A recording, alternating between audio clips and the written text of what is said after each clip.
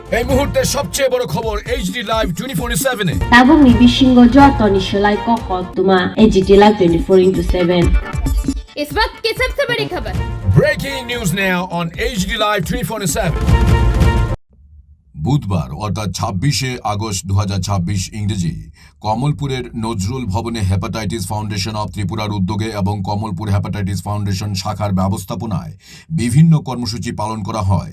এদিন বেলা 11টায় শুরু হয় মিড টার্ম মিটিং, অর্থাৎ হেপাটাইটিস বি রোগ ও এইডস নিয়ে স্বাস্থ্য সচেতনতামূলক আলোচনা এবং এর পাশাপাশি নেশামুক্ত স্বাস্থ্য নিয়ে আলোচনা কর্মসূচি পালন করা হয়।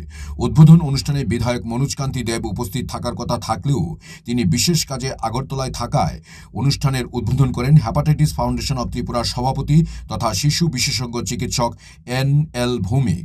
উপস্থিত ছিলেন হেপাটাইটিস ফাউন্ডেশন অব ত্রিপুরার প্রাক্তন সভাপতি রাজ্যের বিশিষ্ট চিকিৎসক অধ্যাপক doctor Pradip Bhowmik, hepatitis foundation of ত্রিপুরার সম্পাদক Dibakar Debnath, hepatitis foundation of Tripura Kamalpur শাখার সভাপতি চিকিৎসক শুভাশিস দে, সম্পাদক উত্তম বসু সহ অন্যান্য বিশিষ্ট অতিথিরা। অনুষ্ঠানে স্বাগত ভাষণ দেন হেপাটাইটিস ফাউন্ডেশন কমলপুর শাখার অর্গানাইজিং সেক্রেটারি প্রসেনজিৎ দাস। এদিন স্বাস্থ্য সচেতনতামূলক আলোচনায় রাজ্য থেকে হেপাটাইটিস ফাউন্ডেশন অব ত্রিপুরার 35টি শাখা থেকে প্রতিনিধিরা অংশগ্রহণ করেন।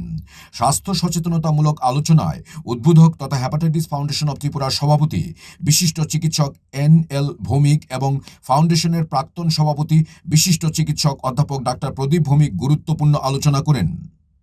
এমন একটা কাজ করছিলেন যেটা বছরের পর বছর প্রায় 2.5 দশক ধরে এক ধরনের কাজ, মানুষের সঙ্গে সম্পর্ক তৈরি করা, তাদের সুখ দুঃখের সাথী হওয়া, তাদের স্বাস্থ্য এবং রোগ সংক্রান্ত বক্তব্য শোনা এবং তাকে সার্বিকভাবে সামাজিকভাবে সেটা সমাধান করার একটা প্রচেষ্টা চালিয়ে যায়। সেই জায়গায় আমরা বলতে পারি আমরা অনেকটা সফল হয়েছি, কারণ তার পরিসংখ্যান রয়েছে, সেটা আপনাদের সকলের জানা, সেটাকে বলবো না, তবুও একটা এক দুটো না বলে একদম না হয়। যেমন অ্যাডভান্স হেপাটাইটিস বি ভ্যাকসিনেশন, সেটা হেপাটাইটিস ফাউন্ডেশন ত্রিপুরার পরিকল্পনা সারা ভারতবর্ষে। আমরাই প্রথম সেটা 2011 সালে 7ই জানুয়ারি শুরু করি। পরবর্তী বছরে 2012 সাল থেকে সরকারিভাবে সারা দেশে এই পরিকল্পনা বা এই প্রোগ্রাম শুরু হয়। সেক্ষেত্রে নিশ্চয়ই আমরা বলতে পারি আমরা এটা পারব। তেমনি মাস হেপাটাইটিস ভ্যাকসিনেশন আজকে সারা পৃথিবী বলছে যে 2030 সালের মধ্যে হেপাটাইটিস উন্মূলন করতে হবে, এলিমিনেট করতে হবে। এটা কীভাবে? তার একমাত্র উপায় যে সবাইকে ভ্যাকসিনেট করা। আমরা 2002 সালে যে কাজটা শুরু করেছিলাম, এখনও সারা পৃথিবী ঠিক ওই জায়গায় পৌঁছতে পারেনি, কারণ এটা কঠিন কাজ। তাই বলছে অ্যাট রিস্ক ভ্যাকসিনেশন করা। অ্যাট রিস্ক মানে কারা বোঝায়? আমরা সবাই অ্যাট রিস্ক, যারা হাসপাতালে যাচ্ছে তারাই অ্যাট রিস্ক, যে ড্রাগ নিচ্ছে সে অ্যাট রিস্ক, যার ডায়াবেটিস রয়েছে সে অ্যাট রিস্ক, যে অনেকগুলো ওষুধ খেতে সে অ্যাট রিস্কের সংখ্যাটা অনেকটা বড়। তাহলে সেটা সার্বিক করবে আপত্তি নেই এখানে, যে আসলে সেটা আমাদের পক্ষে, কারোর পক্ষে, কোনো দেশের পক্ষে সরকারিভাবে WHO ওয়ার্ল্ড হেলথ অর্গানাইজেশন সেটাকে সেই স্লোগানটা দিয়ে উঠতে পারেনি, যেটা 2002 সাল থেকে আমরা দিয়ে এসেছি। সেদিকে আমরা প্রায় 2.5 দশক এগিয়ে আছি। তেমনি যে এলিমিনেশনের কথা সবাই বলছে আমরা করছি, একটা ড্রাগ অ্যাডিকশন নিয়ে আমাদের সফলতা অনেকটাই বেশি। আজকে রাজ্য সরকারও আমাদের গর্ব করে বলতে পারে যে ত্রিপুরা বর্তমানে ড্রাগের নেশার থেকে মুক্ত হওয়ার একটা অনেক ক্ষেত্রে অনেকটা এগিয়ে গেছে, এবং আমরাও গর্ব করে বলতে পারি এক্ষেত্রে আমাদের অবদান কিন্তু কিছু অংশই কম নয়। আমরা সারা রাজ্যব্যাপী অনেকগুলো অনুষ্ঠানের মাধ্যমে যেটা সাক্ষী আপনারা সকলে আমরা এগিয়ে গেছি।